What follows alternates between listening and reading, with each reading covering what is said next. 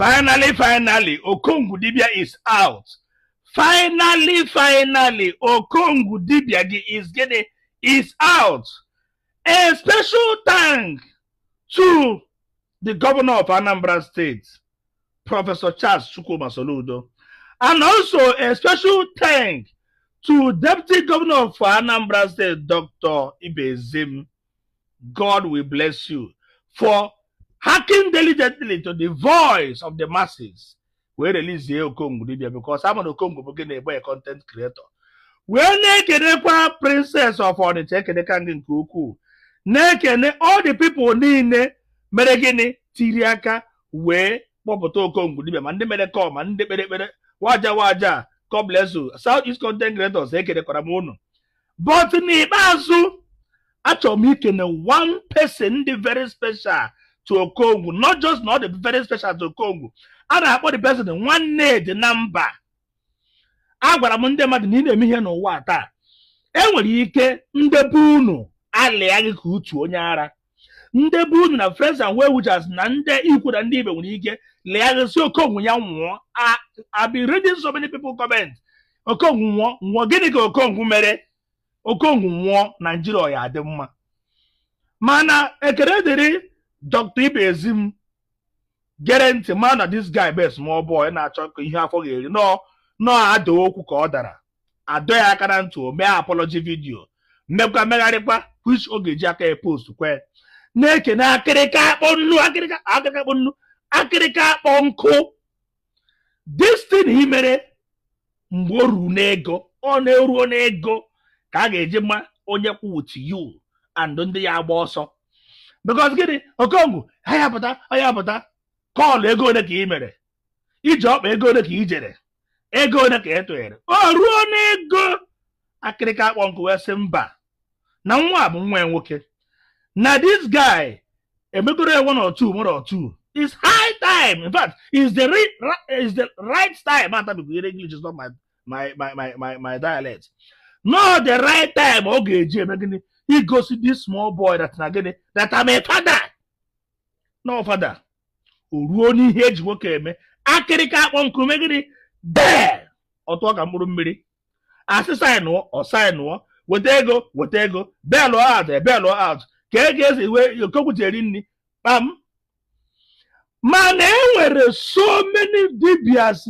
Okongwu Dibia wara n'iru akwụkwọ make ego kurego. Somebody to give ya grade, akpọ ego n'ukpo na 1,000 kwara agwọ. Phone ha gaziaga because oche na abi ibure.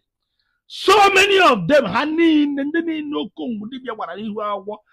In fact, onwere a single onye Anambra State bụ nwa dibia Okongwu wara n'iru akwụkwọ kpọrọ call ma wete one kwai ka o wee rie nri ọ Enugu State. Ọ dịrị na ọga ebe ahụ abụrụ abụ ka ezo ebụrụ dị abụ wee bata na Ọnịcha asịna wee pụta na 90 mile ihe dị okwu wee mee kpakpakpakpakpa nọọ n'Enugu Steeti ka enyemaka Okongwu si ebe na nke ikpeazụ a wee bụrụ gịnị just ofu mkpụrụ onye Okongwu gbara n'ihu akwụkwọ the person wee gbaa ọbara ka dike akịrịka akpọ nkụ. I've never seen you amaghị m onye bụ but emego m investigation afụ na ịbụ onye Enugu Steeti iwe nwati ọkpa from Enugu cross Anambra State bịa napụta Okongwu Dibia. Ọ bụgo na 1,000 naira ka inyere ka o wee rie nri n'ime ebe ahụ ọ nọ. You have done marvelously well. Ekere ka ngị Dr. Ibezim agwara m unu na-emecha ha na swearing in na a ga-swear in ihe ọma, swear in prosperity, swear in ihe akụ ihe enwe, swear in ihe ọma. I swear in.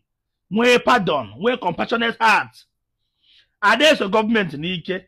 Ineso government iso gboja. Iwere ihe na-akpọ na bargain. Iwetuo obi ewetuo. Okongwu onwe dịkwa onye wise. Buru ụzọ n'ime ebe ahụ ọ nọ na detention. Yoba apology kwubezi onye nwe m emehie na mo megide eluigwe na ala.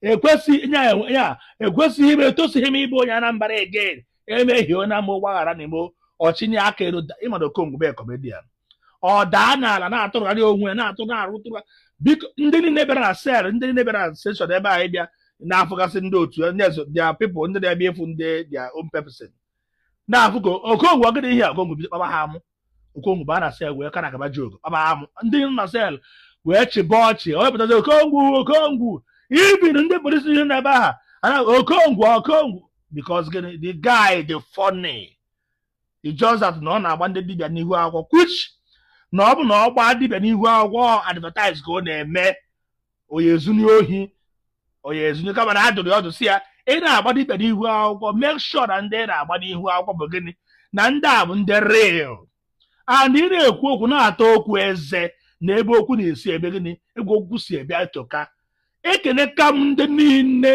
sere hapụ na Okongwu nwa Bizagon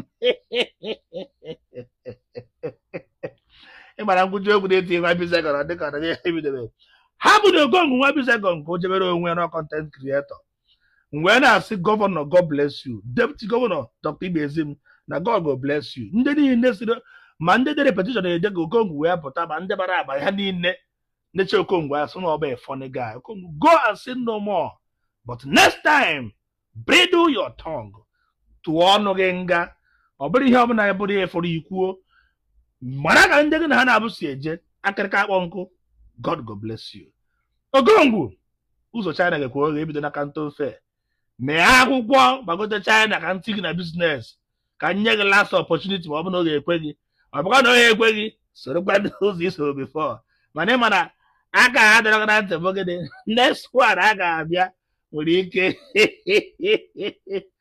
ihere bụrụ ndị niile ihere mewukwa ndị niile si na Okongwu ama apụta last Okongwu ya apụta onye nke anyị onye Anambra ka ọ bụ na ha ezu ohi ọ ga-apụta and ọ pụtago go and say no more.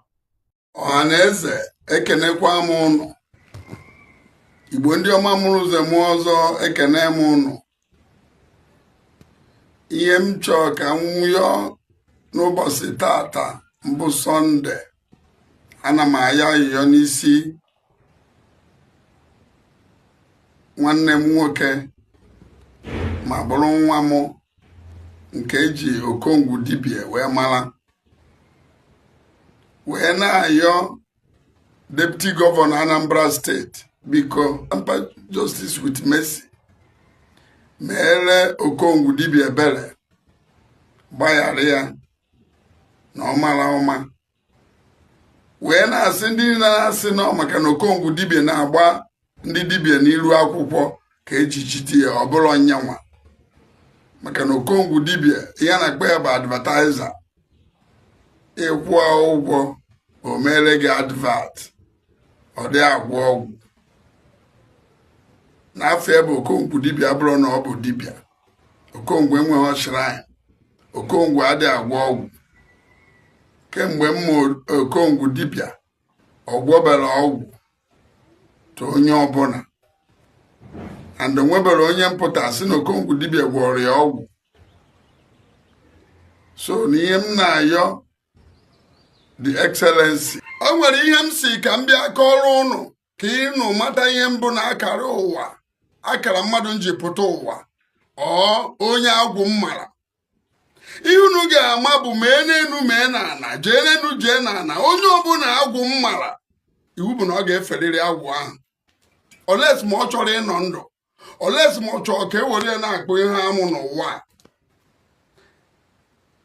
ihe eji ama onye agwụ mmara mana ọ chọrọ ime ya bụ ihe ndị ibe gị na-eme ime ya ọpụta okwu ihe na-emere ndị ọzọ ihe ahụ ị na-emere ndị ọzọ ndị ahụ eji na-enwe ego ma gị na onwe gị ama eji enwe ego ị na-awụgharị ọ bụrụkwa na a na-enye gị ego enwere ike ego a na-enye gị ị mara ihe na-eriri mọnị ka ihe na-ebute bụ na ị maghị ị chọrọ ịrụ ọrụ iji wee bịa ụwa onye ka m si ka m bịa kọọrọ gị dịka ihe mere Okongwu Dibia Okongwu Dibia ọkwa mmadụ postụrụ vidiyo ahụ o postu ya rịa ya nye maka bịa jide and otego m gwara Okongwu Dibia gwe na dibia mara gị agwụ mara gị ọ bụ na o sie ike bịa ka mụ na gị nọba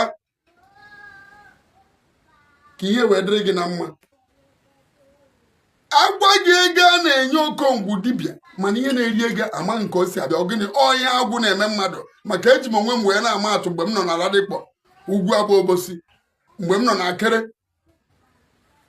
ana m abụ mmadụ gbachara mbọ ndị ofe ụlọ ha bụrụ impọta ma mụ na onwe m ihe na-eri ego ma amarọ m ọntịrị mbido ọrụ a 1998 bifo Okongwu Dibia na-amata onye mba arụgo m n'elu rụọ ụlọ ana jụọ ya. So ọ bụ na agwụ ma gị jee n'elu jee na ana ihe arụ agwụ ahụ. Ọ bụ na ịrụ agwụ ahụ ihe na-enwe nsogbu mana nsogbu ahụ ihe na-enwe bụ ka e wee bunie ego elu ka ị wee mara Chukwu gị na ya na-abọ nsọ wee kpọkuo ya. Ọmụwa bụ eze agwụ akịrịka kpọngọzi ụwa ndụ adreesị ndị enu wee kwuo nke nsi ekwu wee na-ayọ the excellency Prọfesọ Charles Soludo ya na his excellency Dr. Ibezim the deputy governor of Anambra State wee na-ayọ ka ha mere nwata ahụ ebere ịhụ na ọnwa ha ka ọ bụ biko meele nwatakịrị ahụ ebere iwe gị adị n'ọkụ ọ na-abụ egbughe na iwe enie m isi biko eji m aha Chukwu Okike Obiọma were aha mmụọ ị na-akpọku na mmụọ ị na-efe wee na-ayọ gị si gị meere nwatakịrị a Okongwu Dibia ebere biko dọọ aka na ntị lapụ ya biko na ọ ka nsị ka anyị yọọ ụnụ